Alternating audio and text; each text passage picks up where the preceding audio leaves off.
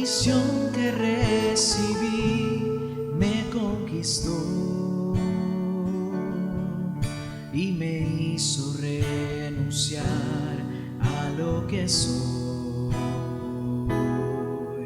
Aunque no la pueda entender, ni en palabras dar a conocer, no me puedo resistir a lo que vi.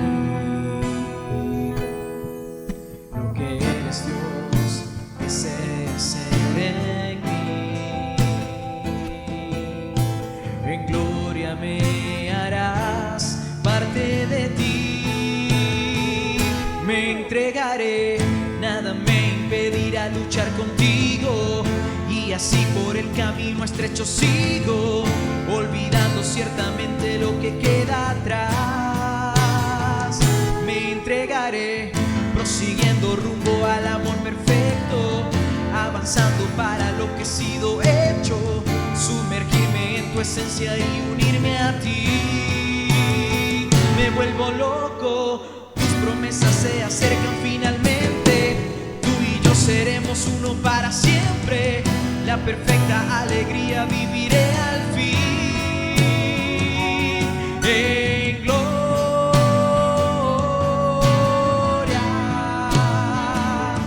en gloria,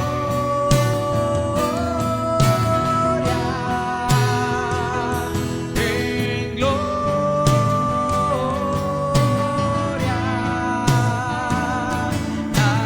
Amén. En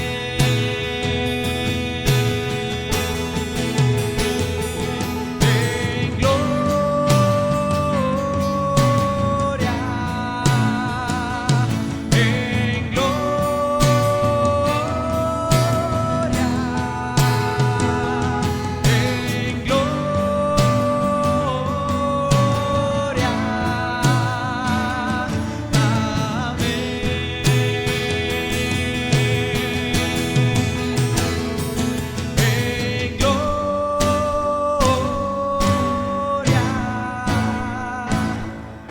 en gloria.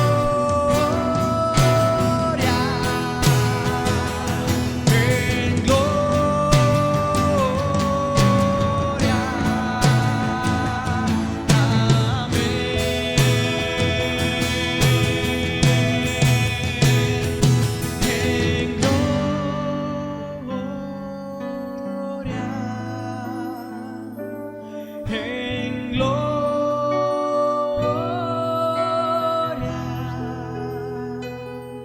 En gloria, en gloria,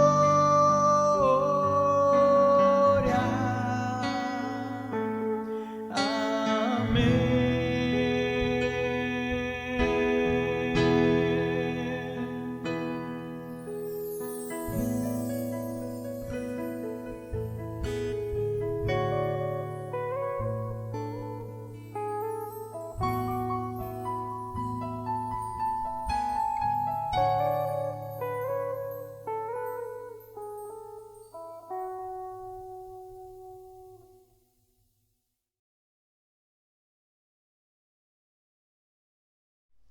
Amados hermanos y amigos, una vez más estamos agradecidos por su visita a este canal, Proyecto Arca. Gracias por todas las suscripciones, por todas las visitas que hemos tenido en estos días en nuestro canal, y gracias al Señor una vez más podemos estar por estas redes en ocasión de estar en este momento cumpliendo con la cuarentena por causa del COVID-19. En este tiempo hemos dado un valor más alto a las redes sociales, ya que han servido de instrumento para la difusión de las buenas nuevas del Evangelio y también para la educación en las formas en que ella se esté impartiendo a través de estas redes sociales. Hoy continuamos con la serie El Ministerio del Nuevo Pacto. Hoy estamos disfrutando del tomo número 2, que también tiene por título Tenga cuidado de no ser descalificado. Y el mensaje 13 es Cristo, la roca espiritual que nos sigue. basado en 1 Corintios capítulo 10 y versículo 4. Me permito leerlo para ustedes. Dice de la siguiente manera: y todos bebieron de la misma bebida espiritual, porque bebían de la roca espiritual que los seguía, y la roca era Cristo. En primer lugar, quisiera enmarcar este mensaje dentro de el contexto en que en él fue concebido. Por el año 59, Pablo estaba en Éfeso, al final de su estadía en esa ciudad, y recibió algunas informaciones de los hermanos respecto a que en Corinto habían problemas en el seno de la iglesia. En respuesta a estas necesidades, Pablo escribe la primera epístola en ese mismo año, cuyo contenido es la dirección y las orientaciones que el apóstol dio a la iglesia para solucionar los problemas que habían allí en la iglesia local. ¿Cuáles eran estos problemas? En los primeros mensajes nosotros vimos que habían por lo menos 11 problemas en la iglesia en Corinto. 6 de ellos estaban relacionados con los creyentes y 5 problemas estaban relacionados con la administración de la iglesia. El primer grupo de problemas era la división. El segundo problema era acerca de un hermano que pecó deliberadamente y fue un pecado de mucha gravedad. Habían pleitos entre los creyentes, abusos de la libertad, habían problemas en la vida matrimonial y algunos hermanos estaban comiendo de lo sacrificado a los ídolos. En el segundo grupo, es decir, lo que respecta a la administración de la iglesia, habían problemas en el reconocimiento de la autoridad delegada por Dios, habían abusos en cuanto a la cena del Señor, habían problemas en el uso de los dones, habían problemas en cuanto a las enseñanzas y de las ideologías que circulaban en Corinto, y también habían problemas respecto a las ofrendas. Entonces, ¿dónde podemos nosotros enmarcar este mensaje número 13 que nos habla acerca de Cristo, la roca espiritual que nos sigue? Indudablemente lo enmarcamos dentro del problema número 6, que está relacionado con comer de lo sacrificado a los ídolos. Ahora, ¿qué relación tiene esto de que Cristo es la roca espiritual con comer de lo sacrificado a los ídolos? Para nosotros Cristo lo es todo. Es nuestro suministro de vida, es nuestra agua de vida, es nuestro alimento espiritual. Cristo es todo lo que nos satisface. Por otra parte, ¿qué es un ídolo?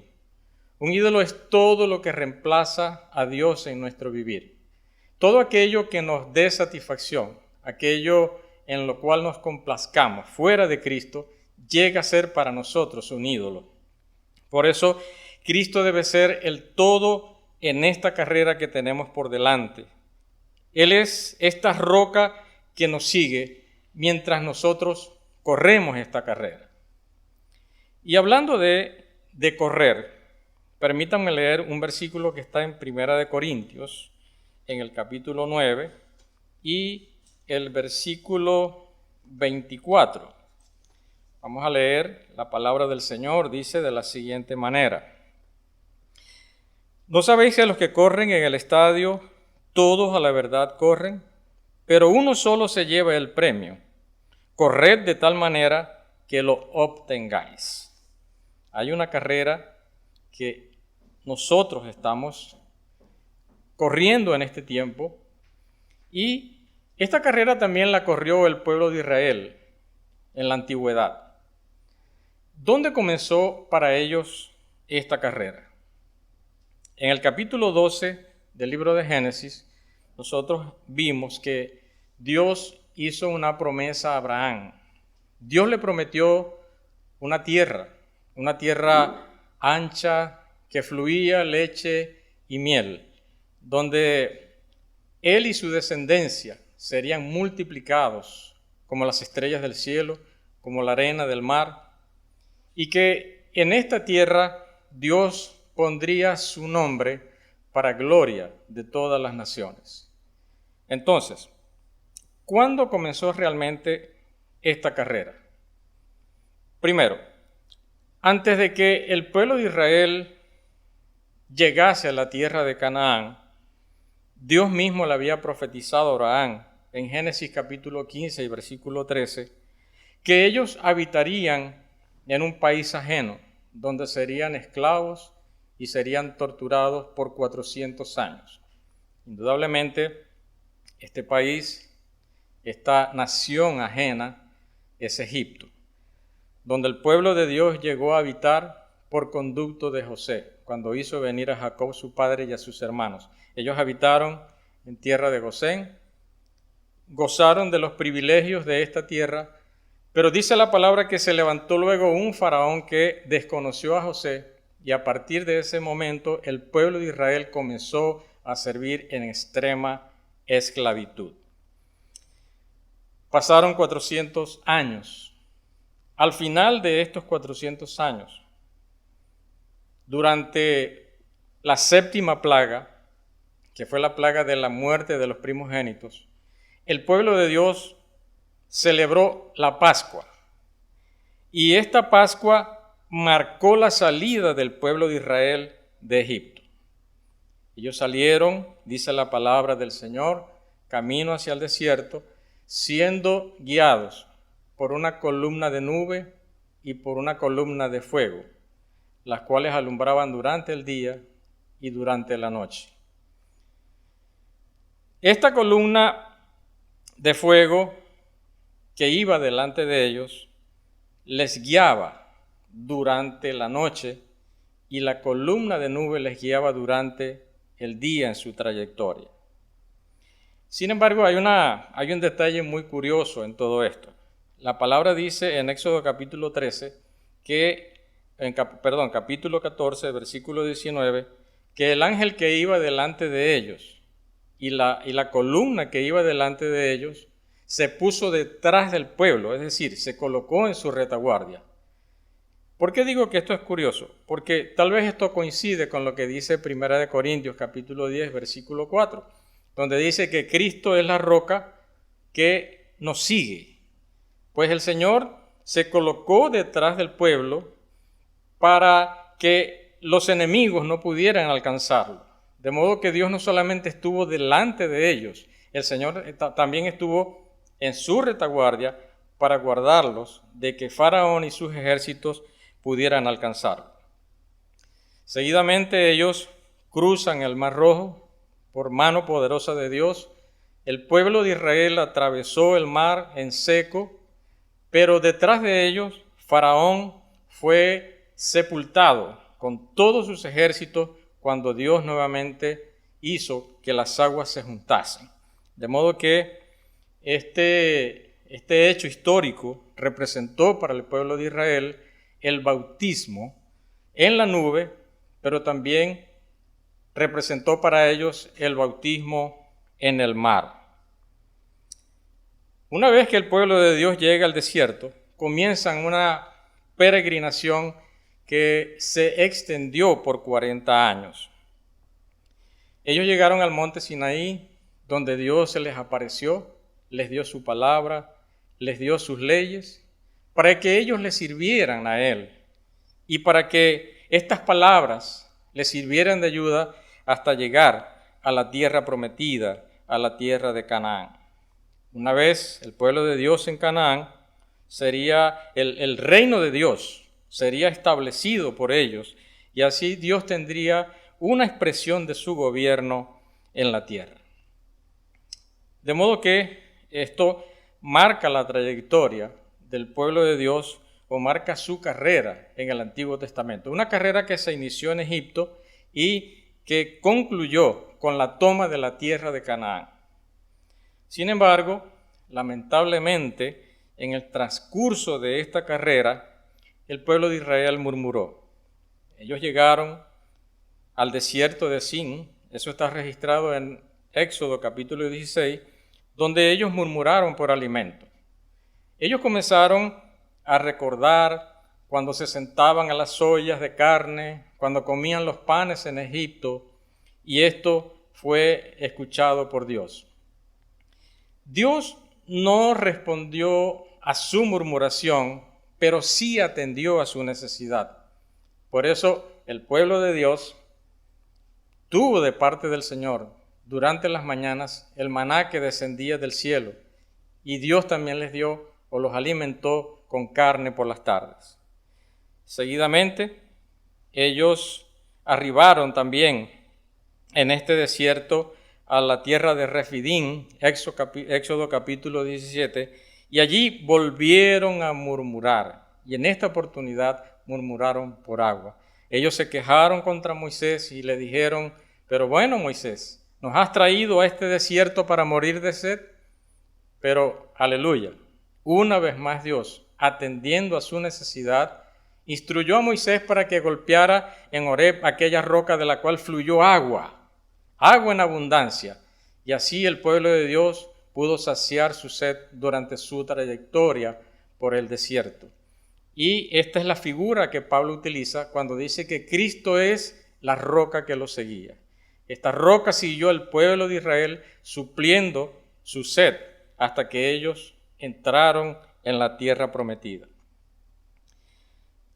¿Cuál es el origen de la murmuración? Indudablemente, según lo que nosotros hemos leído, la murmuración procede de la falta de alimento y de la falta de agua. Por eso hay una imagen o una figura en el Antiguo Testamento del pozo de Jacob, donde diferentes rebaños venían allí a brevar su sed. Allí no había altercado entre los pastores. Allí sencillamente el ganado o las ovejas o estos animales saciaban su necesidad. En Juan capítulo 4 encontramos también una mujer samaritana, la cual se consideraba enemiga del reino de Judá, altercando con el Señor. ¿Y este altercado cómo terminó? Finalmente esta samaritana fue saciada con el agua de vida. Por eso el pozo o la fuente de Jacob es un lugar de reconciliación, es un lugar donde nuestra sed es saciada y toda murmuración cesa. ¿Qué familia de nosotros podría decir que cuando acaba de comer siente deseos de reñir o de pelear? No. Lo más probable es que vayamos a descansar, porque una vez que nuestras necesidades hayan sido saciadas, estamos tranquilos. Alabado sea el Señor. Nosotros también hemos emprendido una carrera como hijos de Dios, y esta carrera comenzó con nuestra salvación. En aquel momento donde nosotros abrimos nuestro corazón, invitando al Señor a que viniera a morar con nosotros. Luego fuimos bautizados, tanto en Espíritu Santo como en el agua. Hermano que nos estás viendo, te animamos, si aún no te has bautizado, hazlo. Ponte en contacto con los líderes de tu iglesia y desciende a las aguas. Es muy importante. En nuestra experiencia podemos decir que una vez que fuimos salvos, una vez que fuimos bautizados, posicionalmente nosotros estamos en este momento en la tierra de Canaán, lo cual representa a nuestro Cristo todo inclusivo. Pero en cuanto a lo colectivo, lo cual representa el reino, aún estamos en este camino. Y hoy, al igual que el pueblo de Dios en la antigüedad, tenemos que reconocer que también hemos murmurado, también nos hemos fatigado, tal vez estamos desfalleciendo en esta carrera, en este desierto caluroso. Nos hemos desanimado, pero aleluya, Cristo hoy es la roca que nos sigue y que nos suple toda nuestra necesidad con el agua de vida. Juan capítulo 6, versículo 55 dice: porque mi carne es verdadera comida y mi sangre es verdadera bebida. Juan 7, 37 al 38 también dice que en el último y gran día de la fiesta Jesús se puso de pie y alzó su voz y dijo: si alguno tiene sed, venga a mí y beba. Indudablemente él se estaba refiriendo al Espíritu que habían de recibir aquellos que creyesen en él. Amado hermano y amigo que me están viendo por este canal, el Señor es nuestra agua de vida. El Señor es nuestro pan de vida. Dice la palabra que Él es el maná que descendió del cielo para saciar nuestra sed. Él lo es todo para nosotros. Cristo es aquella roca que nos está siguiendo en esta trayectoria que estamos siguiendo y cuya meta es el reino de los cielos. Hay una palabra que se las quiero regalar partiendo de los idiomas originales, y es esta palabra seguir. Primera de Corintios, capítulo 10, versículo 4 dice que Cristo es la roca que nos sigue. Y esta palabra sigue, o esta palabra seguir, proviene del griego akolupteo. Leo su significado para ustedes. Akolupteo es acompañar, atender, seguir a tiempo. Significa caminar juntos el mismo camino. También significa unirse a alguien como asistente durante el camino. Hay una escena en la Escritura situada en el libro de Lucas, capítulo 24, a mi modo de ver, una de las escenas más tiernas en la Escritura. Hablamos de la tarde del día de la resurrección del Señor. Dos de sus discípulos caminaban desde Jerusalén a una aldea cercana llamada Emaús. Ellos venían platicando entre sí sobre las últimas cosas que habían acontecido en Jerusalén, sobre la muerte, la resurrección del Señor. Y en ese momento el Señor se acercó a ellos. Allí tenemos nuevamente Cristo como la roca siguiéndonos. Dice la palabra que Él se le acercó y les preguntó: ¿qué son estas cosas que habláis entre vosotros? Pero Él notó su gran tristeza, porque sus expectativas respecto a Cristo eran otras. Pero lamentablemente para ese momento los ojos de estos discípulos estaban vendados. Ellos no reconocieron que era el Señor que los estaba siguiendo.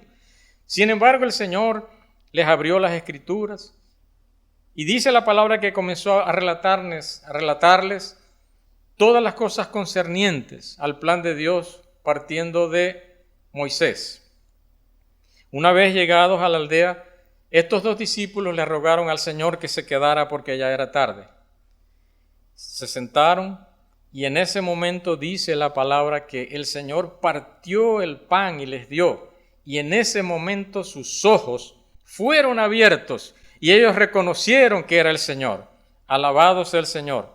Una vez más, el Señor, como pan de vida, nos suple para que nosotros podamos ver al Señor. Hermanos amados, la palabra Emaús, cuando se transliteró al idioma griego, dio como significado algo muy precioso. Emaús, que significa fuente de aguas termales. Amado hermano y amigo que me estás viendo por este canal, yo sé que estamos atravesando una situación bastante difícil, bastante complicada. Tal vez, como aquellos dos discípulos camino a Emaús, nos sintamos tristes.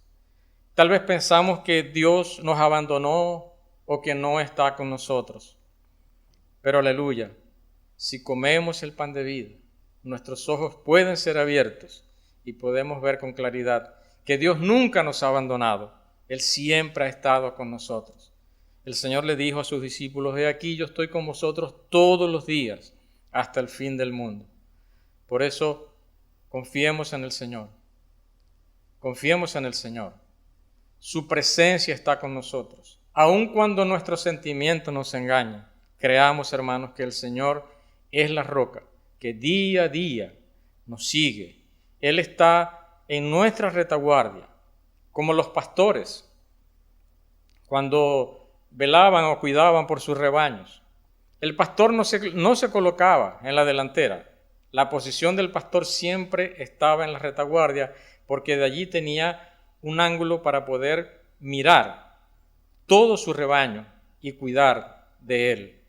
Por eso el Señor no solamente es nuestra vanguardia, el Señor también es nuestra retaguardia. Él está encima de nosotros, Él está debajo de nosotros, Él está al lado de nosotros. Amados hermanos, Dios te bendiga, que la paz del Señor esté contigo. Hasta una próxima oportunidad, hasta un próximo mensaje. Amén.